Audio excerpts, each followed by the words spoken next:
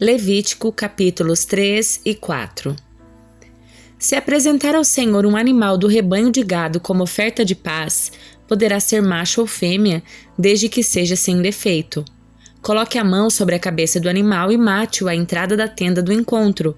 Os filhos de Arão, os sacerdotes, derramarão o sangue do animal em todos os lados do altar. Dessa oferta de paz, uma parte será apresentada como oferta especial para o Senhor. Incluirá toda a gordura que envolve os órgãos internos, os 2 rins, a gordura ao redor deles, perto dos lombos e o lóbulo do fígado. Todas essas partes serão removidas junto com os rins, e os filhos de Arão queimarão tudo sobre a lenha acesa no altar. É uma oferta especial, um aroma agradável ao Senhor. Se apresentar ao Senhor um animal dos rebanhos de ovelhas ou de cabras como oferta de paz, poderá ser macho ou fêmea, desde que seja sem defeito. Se apresentar como oferta de paz um cordeiro, traga-o perante o Senhor, coloque a mão sobre a cabeça do animal e mate-o à entrada da tenda do encontro.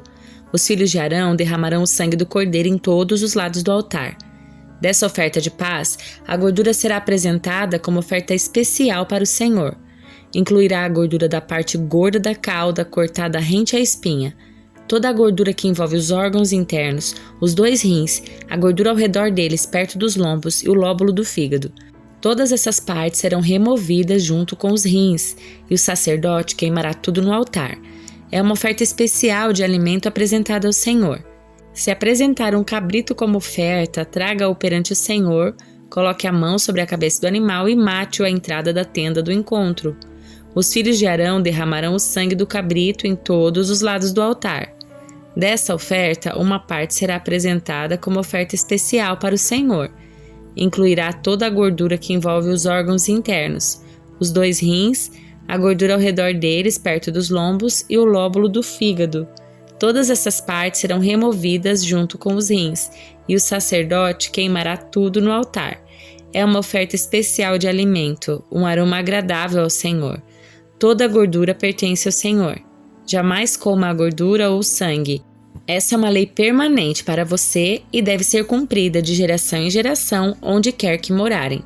Então o Senhor disse a Moisés: Dê as seguintes instruções ao povo de Israel.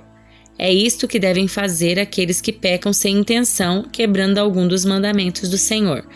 Se o sacerdote ungido pecar, trazendo culpa sobre todo o povo, apresentará ao Senhor um novilho sem defeito como oferta pelo pecado que cometeu. Trará o novilho perante o Senhor à entrada da tenda do encontro, colocará a mão sobre a cabeça do animal e o matará diante do Senhor. O sacerdote ungido levará um pouco do sangue do novilho para dentro da tenda do encontro, molhará o dedo no sangue e com ele aspergirá 7 vezes diante do Senhor, em frente à cortina interna do santuário. Em seguida, o sacerdote colocará um pouco do sangue nas pontas do altar de incenso perfumado que está na presença do Senhor dentro da tenda do encontro. O restante do sangue do novilho ele derramará na base do altar do holocausto, à entrada da tenda do encontro. Depois removerá toda a gordura do novilho a ser apresentado como oferta pelo pecado, incluindo a gordura que envolve os órgãos internos, os 2 rins, a gordura ao redor deles perto dos lombos e o lóbulo do fígado. Removerá todas essas partes junto com os rins, como ele faz com os animais apresentados como oferta de paz, e queimará tudo no altar do holocausto. Mas o que restar do novilho, o couro, a carne, a cabeça, as pernas, os órgãos internos e os excrementos, ele tomará e levará para um lugar cerimonialmente puro fora do acampamento, onde são jogadas as cinzas. Ali sobre o monte de cinzas queimará os restos num fogo feito com lenha. Se toda a comunidade de Israel pecar, quebrando algum dos mandamentos do Senhor, mas não se der conta disso, ainda assim será culpada. Quando perceber seu pecado, o povo trará um novilho como oferta pelo pecado e o apresentará à entrada da tenda do encontro. As autoridades da comunidade colocarão as mãos sobre a cabeça do novilho e o matarão diante do Senhor. O sacerdote ungido levará um pouco do sangue do novilho para dentro da tenda do encontro.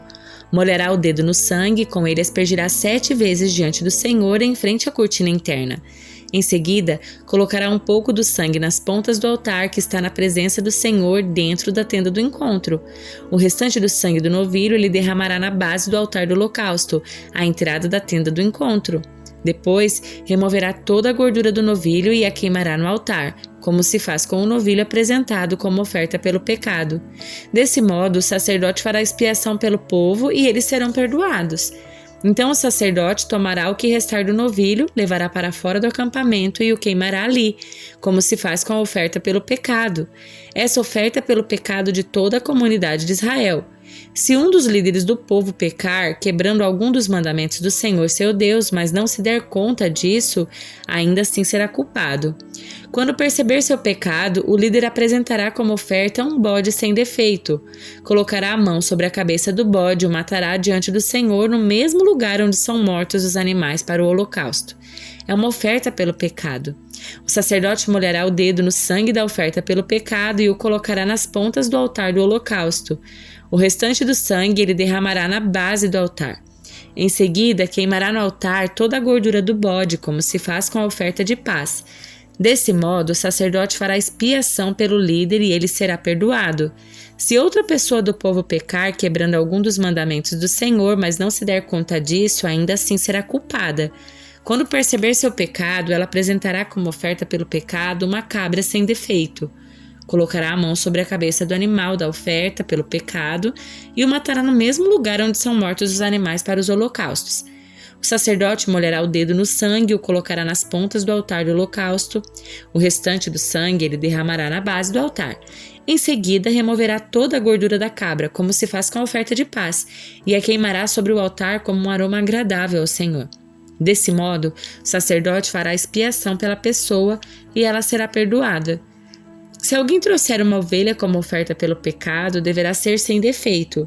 A pessoa colocará a mão sobre a cabeça do animal da oferta pelo pecado e o matará no mesmo lugar onde são mortos os animais para os holocaustos. O sacerdote molhará o dedo no sangue da oferta pelo pecado e o colocará nas pontas do altar do holocausto. O restante do sangue ele derramará na base do altar. Em seguida, removerá toda a gordura da ovelha, como se faz com a gordura do cordeiro apresentado como oferta de paz, e a queimará no altar como oferta especial apresentada ao Senhor. Desse modo, o sacerdote fará expiação pela pessoa e ela será perdoada. Salmos de número 24. Salmo de Davi. A terra e tudo que nela há são do Senhor. O mundo e todos os seus habitantes lhe pertencem. Pois sobre os mares ele edificou os alicerces da terra e sobre as profundezas do oceano a estabeleceu. Quem pode subir o monte do Senhor? Quem pode permanecer em seu santo lugar? Somente os que têm as mãos puras e o coração limpo, que não se entregam aos ídolos e não juram em falso. Eles receberão a bênção do Senhor e a justiça do Deus de sua salvação. São esses os que te buscam e adoram em tua presença, ó Deus de Jacó. Abram-se portões da cidade, abram-se antigos portais para que entre o Rei da Glória. Quem é o Rei da Glória?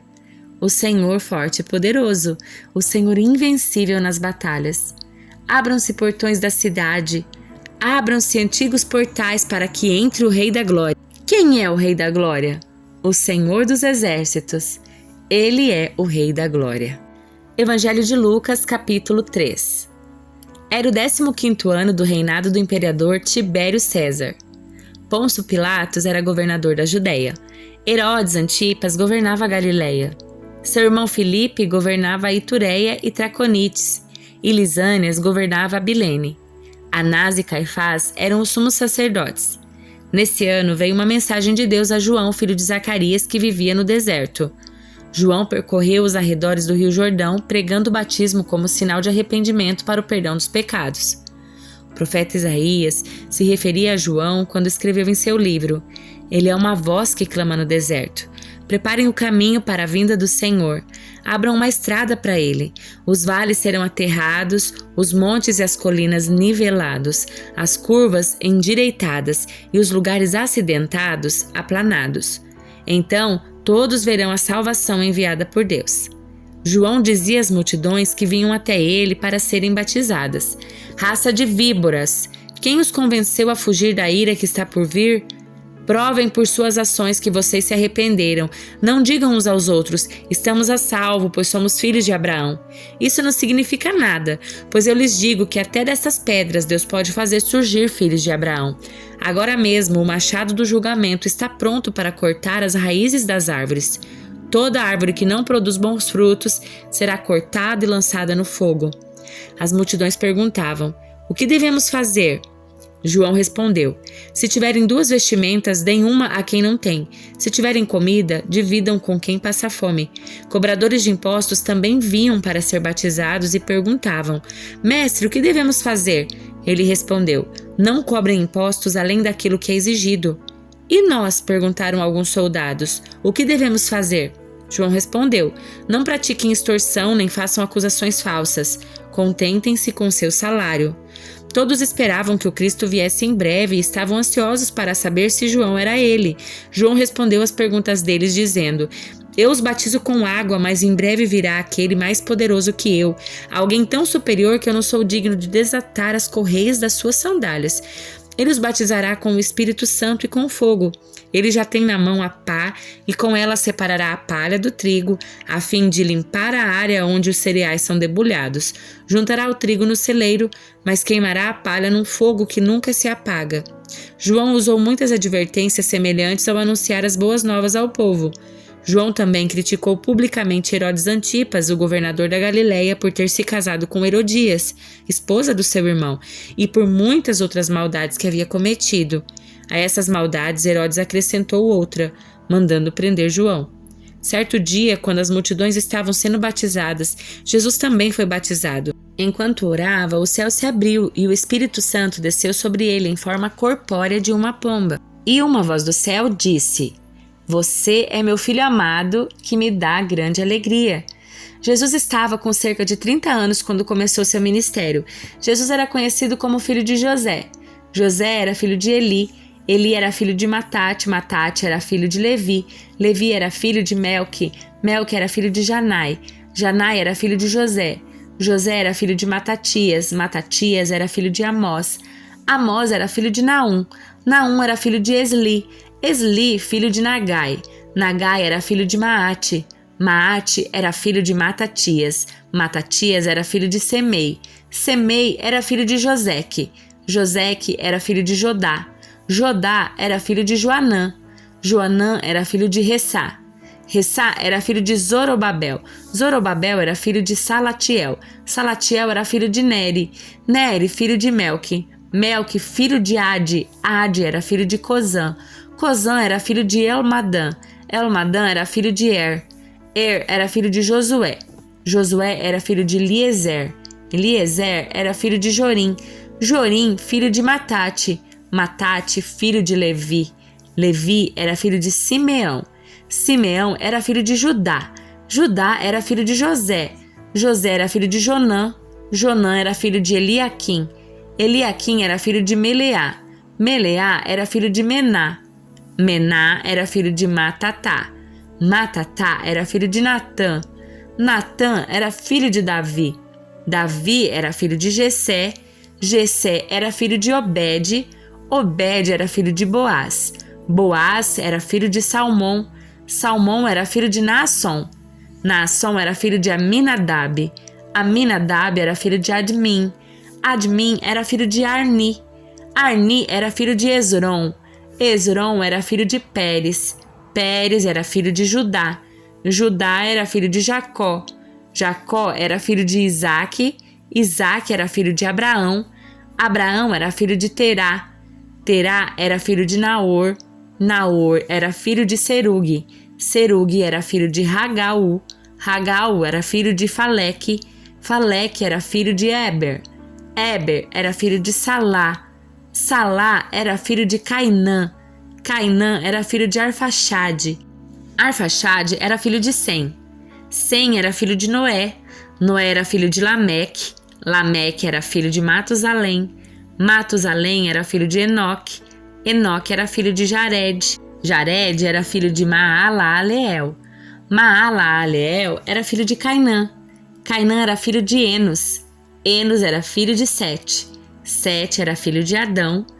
Adão era filho de Deus.